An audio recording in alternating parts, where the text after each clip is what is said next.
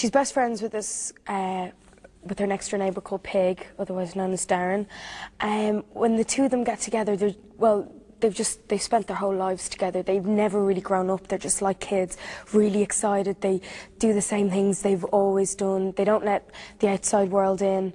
They're just in their own little world and completely unaware of anything else that's going on.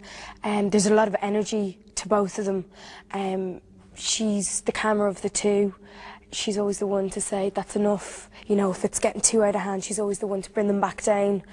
Because Pig's is a bit more mad than she is, but he never gets to express that because she's always there to bring him back to kind of reality in a way. She's also a lot deeper than him, like more in touch with her feelings and the sounds of things, and she's just kind of more spiritual in a way than he is, and he can't really understand that. And you know, she finds that funny, the fact that he's just, you know, everything's just kind of black and white. So it's kind of hard to talk about the characters separate because they're so close together, do you know what I mean? You have to talk about the two together.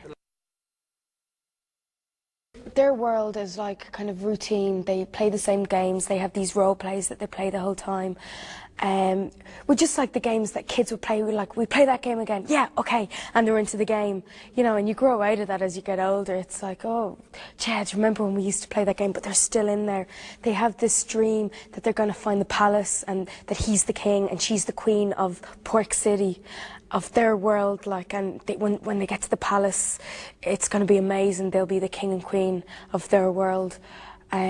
So I think that Runt knows she will get to the palace eventually, but that's, you know, going to be the complete peak of her life. After the first 3 pages, because of the language, because they have their own little language, the first 3 pages I was like, because it's, you know, Runt's voiceover, and I just found it really strange. But then after that, I got into it and just completely fell in love with it. And I'm a complete sucker for love stories, but I don't like corny ones, like, you know, your typical, he likes her, she likes him. There's a big difference to this one. The base of it is a complete love story, but it gets very dark and it gets really interesting in that way, and because the characters are so different. I think it reflects a lot of relationships in the sense that, you know, when you first meet someone, your relationship keeps growing and growing, whatever relationship it is, like, especially like with the boy-girl one.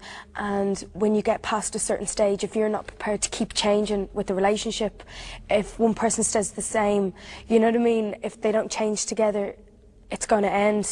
One person might want what the other one doesn't, and that happens all the time.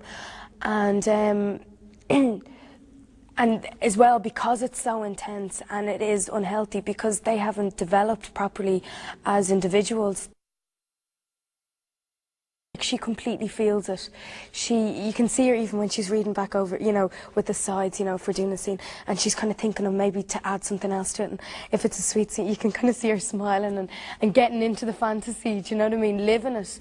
I don't think it's a matter of age, it's just a matter of understanding it. Because, I don't know, once you can feel the story, like, because a lot of people would read it and just not get it at all because of the way it's written, and then, like, you need to see it performed, whereas other people would just read it and get it straight away.